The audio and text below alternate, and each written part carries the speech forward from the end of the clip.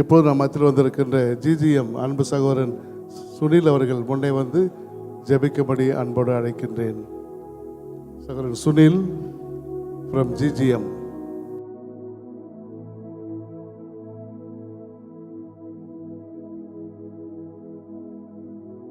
ஜெபிப்பதற்கு முன்பதாக நான் ஒரு சில வார்த்தைகளை நான் பேச வாஞ்சிக்கின்றேன். சரித்திரத்தையும் சாதனையும் படைத்து சாய்ந்தவராக மட்டுமல்லாமல் சத்தியத்தையும் சாட்சியையும் நிலைநாட்டி இந்திய தேசத்தின் அனைத்து குக்கிராமங்களிலும் சுவிசேஷம் தவறாமல் சென்று சேர வேண்டும் என்ற தரிசனத்தை உடைய நமது பேராயார் ஐயா அவர்கள் இரவு பகலென்று ஓயாமல் ஜாதி, இனம், மதம், மொழி, ஆண் பெண் என்று வேறுபாடின்றி அனைவருக்கும் நற்செய்தி சென்று சேர வேண்டும் என்கின்ற தரிசனத்தோடு ஓடி ஓடி ஊழியங்களை உருவாக்க வேண்டும், ஊழியக்காரர்களை உருவாக்க வேண்டும் என்று தரிசனத்தோடு ஊழியம் செய்தது மட்டுமல்ல, ஊழியக்காரர்களை உருவாக்குனது மட்டுமல்ல, 10,000க்கு மேலான திருச்சபைகளை உருவாக்கி இன்னும் இந்திய தேசத்தின் எல்லையெங்கும் கிறிஸ்துவ நாமத்தை உயர்த்தி காட்டி இன்று ஓய்வெடுத்து கொண்டிருக்கிறார்.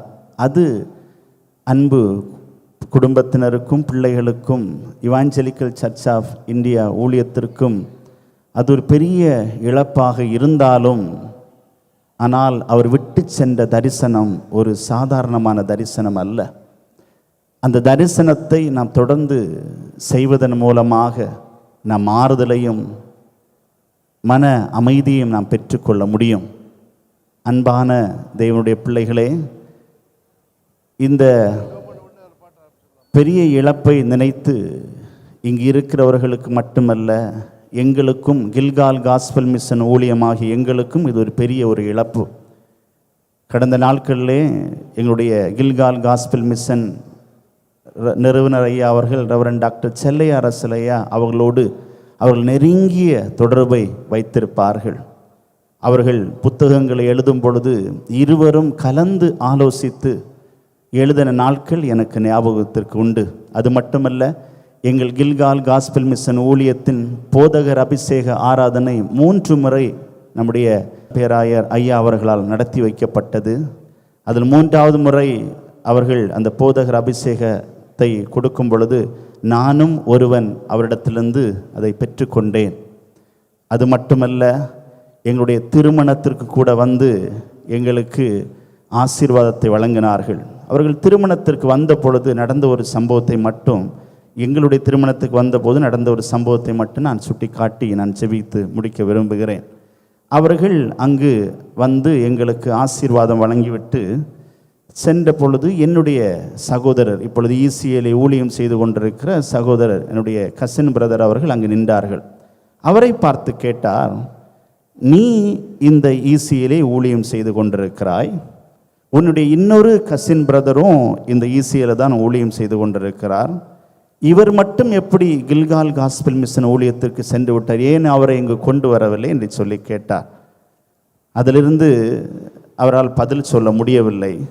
ஒருவேளை நான் ECAக்குள்ளாக இருந்து ஊழியம் செய்யாமல் இருந்தாலும் இந்த ECAவோடு நெருங்கி ஒரு தொடர்பை வைப்பதற்கு ஆண்டவர் அடியனுக்கு ஒரு பெரிய கிருபையை தந்திருக்கிறார். அது மட்டுமல்ல, எங்களுடைய கில்கால் காஸ்பல் மிஷன் ஊழியத்துடைய ஹெட் குவார்ட்டர்ஸ் ஆவடியில் இருக்கிறது. அதை திறந்து வைத்ததும் நம்முடைய பிரதம பேராயர் ஐயா அவர்கள்தான். அவர்களை இந்த நாளில் இழந்து வாடிக்கொண்டிருக்கின்ற அன்பு குடும்பத்தினருக்கும் மற்றும் இங்கு ECA குடும்பத்தினருக்கும் எங்களை போன்று ஊழியங்களை செய்து வருகிற நாங்களும் இதில் மிகுந்த வருத்தத்தோடு இருப்பது மட்டுமல்ல, நம் அனைவரையும் ஆண்டவர் தொடர்ந்து ஆறுதல் படுத்துவாராக.